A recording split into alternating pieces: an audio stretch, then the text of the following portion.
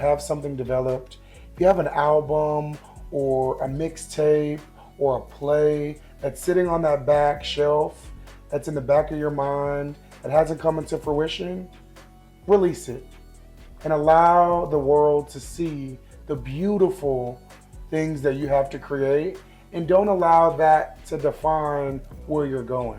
Hello, it's Charli, your go-to for mastering the art of public speaking and career advancement. Welcome to Chat with Charli, where industry professionals share their invaluable insights and advice to help you excel within your desired industry. Get ready to dive deep into the minds of accomplished individuals as they unravel strategies, share personal experiences, and provide actionable tips that you won't get anywhere else.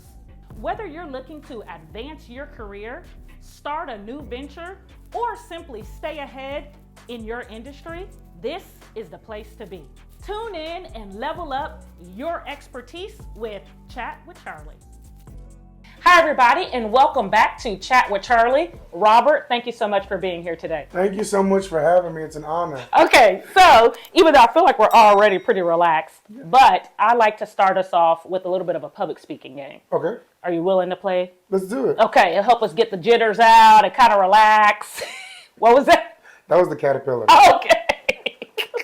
So here is my Broadway cup. Ooh. Yes, I love to see the Broadway. So in the cup are some pennies with dates on it, which you are so young. I hope this game works. I hope so. You're going to pull a penny out of the cup, look at the year that penny has a date on it, and you're going to tell me about something that happened in that year. Oh, yes, when I stomped the actor. And you're going to think about something that happened in that year and tell us a story about it. Got it. Ooh, I'm ready. Okay, ready? Mm-hmm. Okay, tell us the year and then tell us what happened in that year. 2008. You were born then. I was born then. Okay. Tell us about something that happened in 2008. Well, the man himself. Oh, okay. That was 2008. Barack Obama. That is a good one. Yeah. And my life changed. It changed because I was going into my freshman year of high school. And I knew you then. you did know me then. And I remember vividly feeling hopeful for a country that could accept me for who I am. You know, similar to Barack, President Obama, he, you know, has a white mother and a black father, and I similarly have a white mother and a black father. Yeah. And I knew that there was hope for me. At the time, I was, you know, considering a similar pathway. Wow. And he just gave me that hope and inspiration. And he got me all the way through high school and college. Yeah. So 08 was very, very impactful because not just Black America, but all of America was able to see the beautiful opportunities that can exist in a country like ours. Wow. We need to shut the podcast down. Well, that's all we have for Chat with Charli. I mean, that was just, dang, Robert. Give me my penny. You know. That was a good one. Shout out. Seriously. And his book list, his music list. Really? For anybody who's not tapped in. I haven't. Barack Obama, every year he puts out a book list of all the books that he read in 2023, all the music he listened to. Oh, and wow. it's not just like, you know, older blues music or Yeah. what you would assume he listens to. It's modern day, like artists that are like my age or younger. Wow. And that he puts on his list. And it's a way to amplify their platforms, but also let them know, like, I'm not lame. I got don't it think going any of on us think too. President Obama was lame, but I get you. Except his wife. Now, because she, when she gets to talking about him, I know it's real because she keeps it real. And she just turned 60. Gorgeous. Happy belated birthday. Says she looks nowhere near 60. I saw his post and he said, this is what 60 looks like. And I said, that's a lie. That's what Michelle 60 looks like. That's what money looks like. That's what we should have put. Hashtag money. That's okay. All right. Well, I appreciate you playing that with me. That was really good. That was a nice way to start. I feel empowered now. Yeah, this is good. So that's why I always like to start with a little icebreaker. Okay, so let's go ahead and start with what we know everybody is here for. You ready? Let's dive in. Okay. So what is the current role that you're in? And tell me a little bit of background on what brought you to that industry. Great. So I started acting when I was very young, but I am an actor and recording artist. I'm based here in Houston as well as Los Angeles, California. And, you know, depending on who asks, but since you asked, it started at age 2 when I played Baby Jesus in the church. You know, I was that high yellow little baby. There wasn't many of them, you know, in the church because, you know, black churches, everybody got a little something, something. And they was like, oh, look at this high yellow baby. Let's put him in the play. And I don't remember this, but I saw pictures of me in the manger as a baby. And it was just wonderful to see that being the seed into where I am today. Because it let me know that, oh, even before my earliest memory, I was still honoring God as well as doing what I absolutely love, which is acting. At 2 years old, you started acting. 2 years When you're thinking about your acting career, it's so different than the industries that we're used to kind of hearing about. Right. So can you just a little bit more detail about what that looks like when you say you're an actor and a recording artist? What do you mean by that? So as an actor and recording artist, it's really self-paced. In a lot of ways, you have to find the inner motivation to get up in the morning, to memorize a script or what, you know, lines. In television, they call it sides. And you simply record it. If you have a home studio, you'd record at home. Sometimes you might need to do it 2 or 3 times. You send it in to your agent if you have one. If not, you send it to a casting director.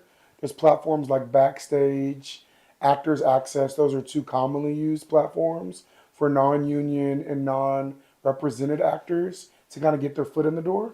And then from there, once they start picking up jobs and opportunities, people start to want to represent them, managers, agents. And then once you start to grow and develop even more, there's a team. So then you have a lawyer and an accountant. You'll have a theatrical agent. You'll have a legit, which is film, a film agent. You'll have a commercial agent. And these are people who specifically work on the industry within the industry of the type of work that you want to get booked in. And booking just means employed by. Oh, wow. And then what do you mean by recording artist? Recording artist. So I actually began recording during the pandemic, doing voiceover work. So the theater shut down in 2020 and I really didn't know what else to do. I was at my house and I was still needing to make money. And I started doing commercials, which is simply you get a script that's printed out, you read from it, and from there you just send it in. But it's not your face or your image, it's simply your voice. So then because I'm good at impersonating different voices and doing different bits just with manipulating of the voice, I was able to take that and sell my voice. And that's how I started with recording. And then as I thought about the stage play that I was working on right before the pandemic, I wanted to make that a mixtape. So I took the music that I composed for the theater and turned it into a recording. And that recording was then able to make me a recording artist, but do recorded music. So you're just a musical art genius. We're lucky. Look at what we have. So I know you kind of mentioned a little bit earlier about your faith, but what motivated you to get into this industry? I think what motivated me to get into this industry is knowing that in a lot of the work that we are called to do, it's not just about us. It's important for us to remember that we are very much seeds in good soil that's intended to go across nations, not just Houston, not just Texas, not just the United States, but the entire world. And understanding that impact, that large scale world perspective is why I realized, okay, I can't get in my own way. Even if there are things that I'm putting in front of myself, I have to move that out of the way and continue to overcome any adversity that is in front of me. Wow. Wow. And you knew that at such a young age. At 2 years old. No, not maybe, maybe not two, but I definitely remember growing up in humble beginnings and being like, well, how do I get out of this? Yeah.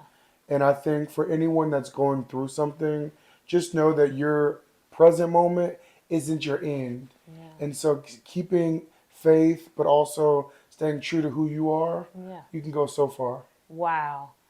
So as we kind of switch gears to Okay. kind of think about your industry, what are some current trends or developments within the art world, within acting or being a recording artist? Is there any type of trends or new developments? So, as you know, technology has made strides over the past 2 decades. So, a lot of people who are considered influencers or social media content creators have now been perceived as actors or recording artists. And they're recording artists, but they're amateur recording artists. And so, when you're in an industry that is overly populated and overly saturated, sometimes it's difficult to weed out who is about it and who's just there for the clout. And so you have to be aware that when you align yourself with projects, when you align yourself with the creative teams that are in the industry, that they also honor the same values that you do, because people have the space to take advantage of you. There's room for people to not treat you the way you should be treated. And in moments like that, you just gotta feel those instincts and say, okay, maybe I should pivot, or maybe I shouldn't work with this person again. As you know, there's been a lot of talks about the wage gaps or the wage growth of an actor and recording artist. We know that black women are severely underpaid when it comes to the industry. And so people like Taraji P. Henson leveraged the platform in a podcast setting to say, if I am still being cheated or underappreciated or underpaid, then what does this say about the next generation?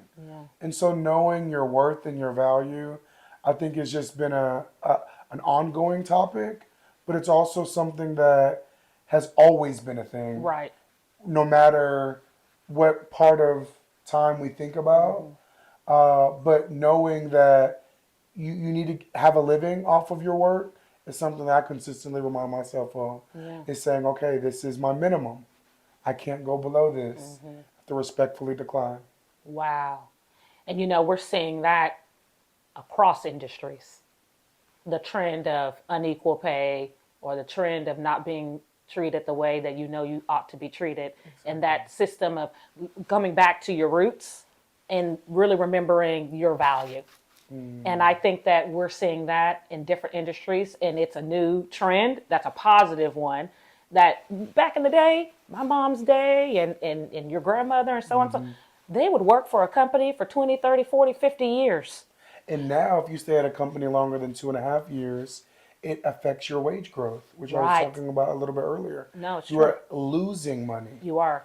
And it's just not the same industry or the same when different times. Yeah. I always try to promote with my friends transparency.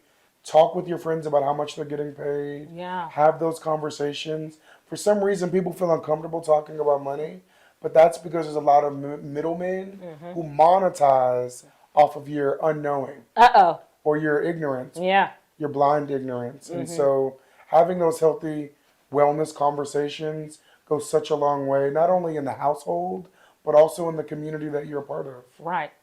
Being able to have those real conversations, because sometimes certain people may not even know they're getting cheated.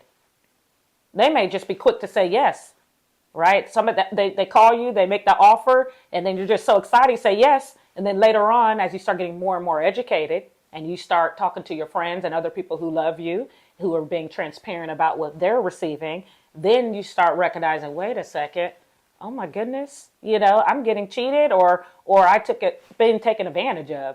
So it's conversations like this that kind of heighten people's awareness of it so that they can start figuring out a way to advocate for themselves in a better way. Absolutely. And acknowledge the settings that you're in. If you're in an environment where you feel undervalued or not appreciated, it might be time to pivot. So, really having those internal conversations with yourself to say, is this where I'm really supposed to be? Yeah. Have I overstayed my welcome in this workplace?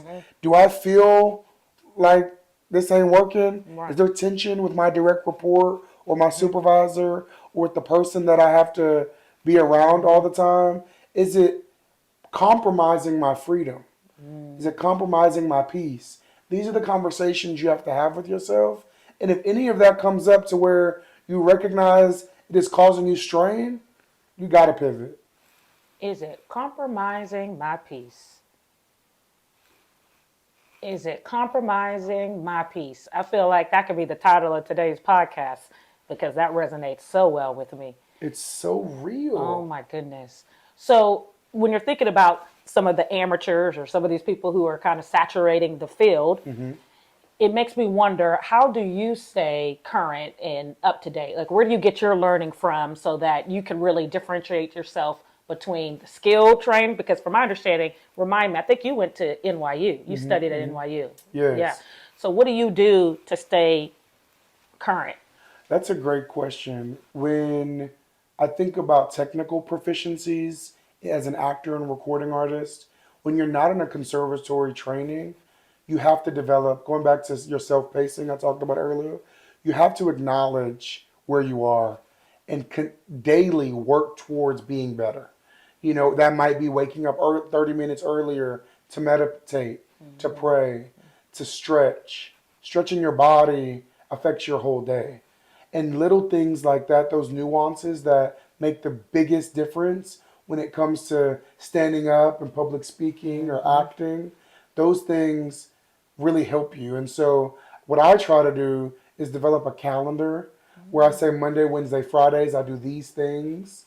I vocal warm up on these days. I might do a yoga session to keep my body flexible on one day out of the week. Really developing a schedule that works for me to say, is my voice where it needs to be? Is my body where it needs to be?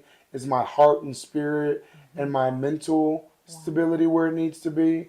And if I have a sound mind and a body that is ready to move or ready to work, that just goes a long way and makes all the difference. So what skills do you think are vital in your role, in your industry, and why? What are some skills that people should be really good at to be successful? I think some skills that every actor or recording artist needs is the ability to actively listen. Both on camera and off camera, both on stage and off stage. A lot of people don't listen. But when you actively listen, when you lean in just a little bit and internalize what folks are saying or processing and really looking for key points and phrases, that goes a long way. And as an actor, the best actors are the greatest listeners. Yeah. And so if you know how to respond based on the listening that you gave to the other person, if you're in a scene with another individual, goes so far. But also when you're with your team and they give you a comment or give you feedback that may not make you feel well or makes you doubt yourself or whatever it may be, really thinking about, okay, what was the intention of the person in what they just told me? Is this really in my best interest? Is this going to make me better? How do I process? How do I move forward? And taking that active listening and then turn it into action. And so making active steps to say, okay, this is what I heard, and this is how I'm going to improve, or this is how I'm going to support someone else. And I feel like in any industry that goes a long way. How can I support this person in what they're doing? Being a person of stewardship and being of a servant to others really is helpful because someone always needs help. And so when you're in any environment with an individual, if you look and say, where can I add value to this person in this moment? Adding value is one of the greatest secret weapons you can do when working in a community, when working with a partner, I'm not married, but I would imagine it would help with Yeah. marriage too. How can I actively work towards supporting this person? Wow. So when you're thinking about some of the adversity, it's kind of switch gears to kind of Right. think about some of that. Have there been any organizational challenges within your industry? There's been a lot of organizational challenges. I think as an actor starting out, there is, in a lot of ways, an invisible line that you're in, and you may be the 5,000th person in line to get one opportunity. And so I think a lot of young actors prioritize or lead with a level of naivete, where that naivete, or what I call that crazy confidence, I call it the KKK. The Oh, crazy Kanye confidence, all case. Um, that is how folks get to that next level of self confidence. And at a young age, that goes a long way until you start to become aware of some of the adversities that are in the industry. We know that in this current industry, black men in particular, once they get to that billionaire status, they start coming for you. They start making up rumors, true or not true.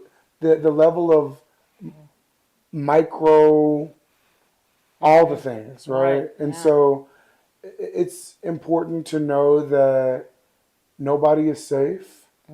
Um, and no matter how good of a person you are, there's going to be someone who is out to get you. And we can see this in other industries, like the former president of Harvard University, where this black woman Yeah. did her very best to earn her stripes with a PhD from the institution itself, Right. which is already a layer of adversity, to then get approved and accepted and embraced, to then be the shortest term in the history of the university since 1636. Right. Not 1636. So I say that to say those are some of the organizational challenges, is that sometimes the industry isn't ready for what reflects the world. Uh-oh. And so as we see the world becoming more diverse, that means our work has to embrace us. Whether folks who are holding on or gatekeeping like it or not, Hollywood is changing. And we have to be true to that acknowledgement, because if we don't, we're playing ourselves. So I would say there's adversity just being a person of color in film and TV, in the theater. I think there have been a lot of social justice movements and a lot of really good diversity, equity, and inclusion work that's happened since 2020. I mean, the mass murder of George Floyd kind of amplified some of the concerns across industries, and Broadway definitely got a wake up call. Hollywood got a wake up call, but even the local theaters down the street got a wake up call. And some of these theater companies, some of these management companies don't know really how to respond to people. And so some of those inequities are not just paralyzing them, but they don't know how to respond. So, and that's something that stems even from the household. So that's just some of the organizational, I think, adversities or changes that are happening within local theater companies, but also happening in boardrooms, Right. where you're diversifying the board, which innately affects the consumer. Yeah. And that's honestly just where we are as a world, as a society. And when you think about that, because I can honestly relate to that, even being within education, right? There's some of the very, where I'm almost mirroring the experiences that you're sharing with some of those organizational challenges. And it's almost like as the higher you get, the more problems you have, right? They say the more money you get, the more money, more problems. But it's also, the better title, the more problems that you get. But as you're thinking about that, what have you done? Because I know what I've done, but what have you done to maneuver through that adversity? What have you done to just overcome that? So Or have you? One hack. I know you have. Well, it's a daily process, and every day you try to work to become better. One thing I've tried to take into this year is an hour a day of reflection, of processing. If you're a person who's a go-getter and you go, pause, reflect, journal, process. And that time of processing, downloading, however you want to phrase it, has been really healthy for my mental to be able to say, okay, even if this work environment that I'm going into is toxic or ageist or classist or all the it's, I know that I have done the work that I can do to be prepared for what may come. Right. And that, for me, has made a tremendous difference in how I respond to the adversity. Sometimes when things are just really hard, I say, okay, where's the God in this? Or where's the light in this? Where's the good in this situation? What are some maybe intrinsic values that I'm gaining from this experience? I may not get an increase in pay, but is this teaching me patience? Is this teaching me endurance? Is this challenging me and strengthening me in another way? So being really thoughtful in that kind of way that may be more intrinsic, I think is a way that I've tried to respond to just things when I have no other control. Right. So that's just one thing that I know that has helped me. But the list can go on and on. Right. But the main one, it sounds like, is being able to really just focus on what you can control. Exactly. Because we can't control the racist, the sexist, the ageist, but who we can control is ourselves and how we respond to it. Exactly. And I like the idea of also not allowing it to control you. All right. So even though you told me no, doesn't mean I'm going to stop. You could tell me no all day long, but I'm going to keep pushing. I'm going to try out for the next player. I'm going to try out for the next movie, or I'm going to do a commercial, or I'm going to go try to be a principal or a lawyer or a doctor. Whatever it is, your no isn't my no. Right. And also accept that it's important to fail, but fail quickly. Right. In the acting and recording industry, you're going to get 10 times, 15 times more no's than that one yes. So keep going. Do not allow the small losses to have big impact. Let it go. Yeah. And really lean into what you really care about. And remember why you're doing it. When you walk in purpose, sometimes the rest comes later. So be clear on what it is your purpose is. Define that. Allow that purpose to drive you so that you don't drive yourself crazy. That's the truth.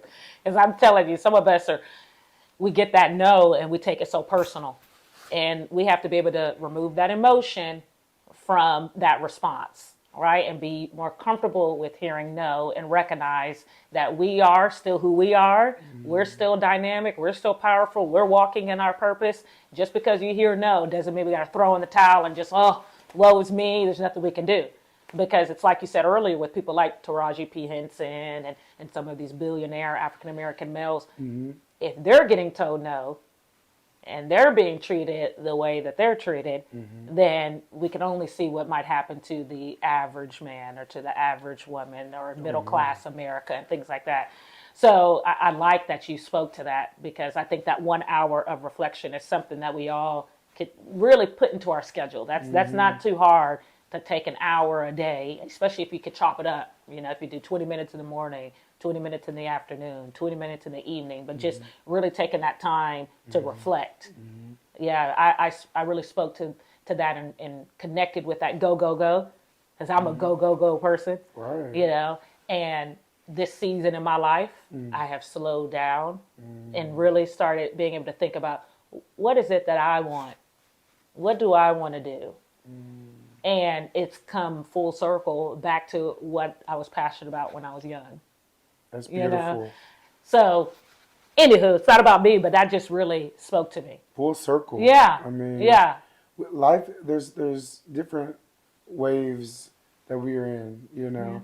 You may find your inner child Yeah. at 70. Right. That's okay. Yeah. Age ain't nothing but a number. Come on now, but we're not going to quote R. Kelly because I don't stand with what he did. But anywho, look. And I wasn't trying to quote I her. just, That's another Robert. That's not me. I can't.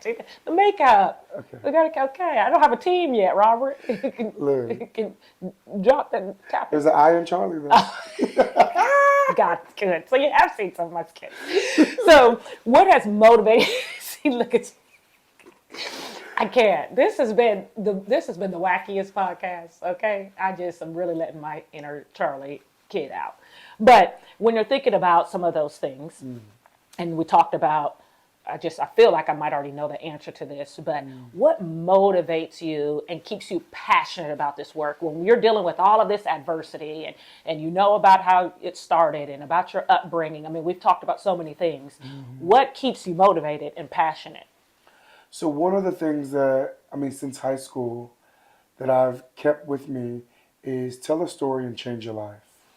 When you tell a story and change your life, you realize that the work that you've been gifted with, or the talents you've been gifted with, the skills that you have, go beyond the room that you're in or will ever be in.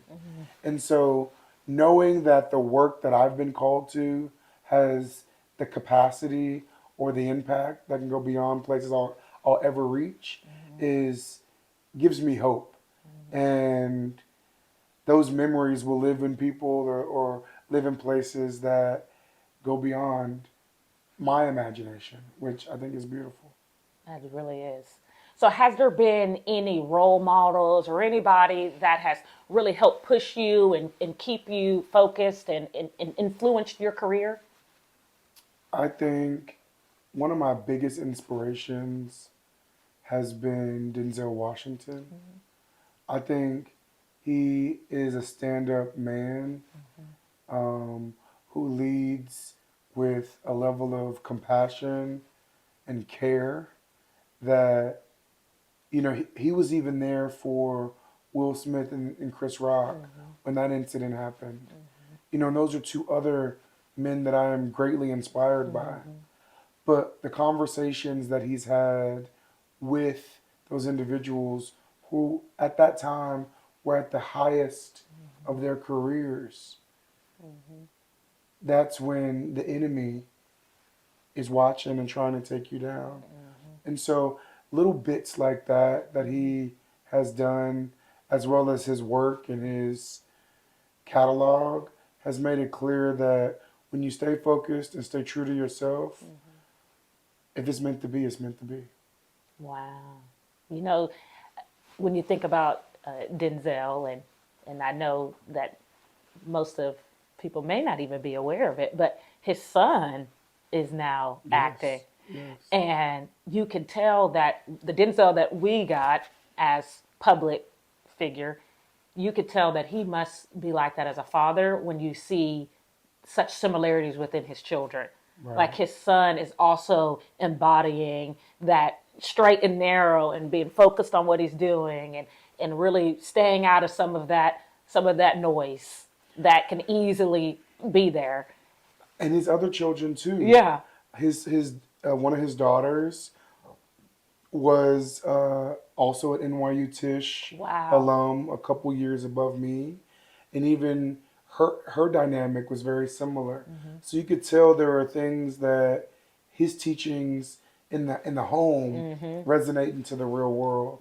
When you're rooted and grounded in that homework, can't nobody touch you. Yeah. This man is 69. Wow. Going on 70. Let's go. And I just saw Equalizer 3. Yeah. And you're like, how's this man still he's doing going this? up and down these stairs in Italy, and I'm like, how did you do that? Right, because he does yoga. Hot yoga. He's watching this right now, and he's like, I can't even do a Denzel. I always want to do a Denzel voice, but I don't know if he's doing hot yoga, Robert, but okay. So as we kind of start coming to a close, even though I feel like I can sit here and talk to you all day. I'll be back. Awesome. So if you could do this all over again, and you've already had such a great career and you've been very successful, so there may not be anything, but if you could do it all over again, would you do anything different, and what would it be? If I could do one thing different, I think I would truly decrease the negative self-talk. I think a lot of times that inner voice in our head is our harshest critic. But if we can do our best to rid that inner voice of negativity and do our best to be optimistic and positive, that goes a long way. And so when I really am honest with these past 30 years of my life and where I come from, I know there were times where I was really hard on myself. There were times where I wasn't the nicest to myself. And I could have done a better job with ridding that negative inner voice and saying, okay, you got this, and allow that positivity to shine. You know, I'm very passionate about positive self-talk. That's one of the leading topics that I really try to use my gift to pass on to others, because I'm passionate about motivating others and positive self-talk. And you'd be surprised, it's not just you, how many of us talk so down to ourselves. And we're our harshest critic, and everybody else is rooting for us.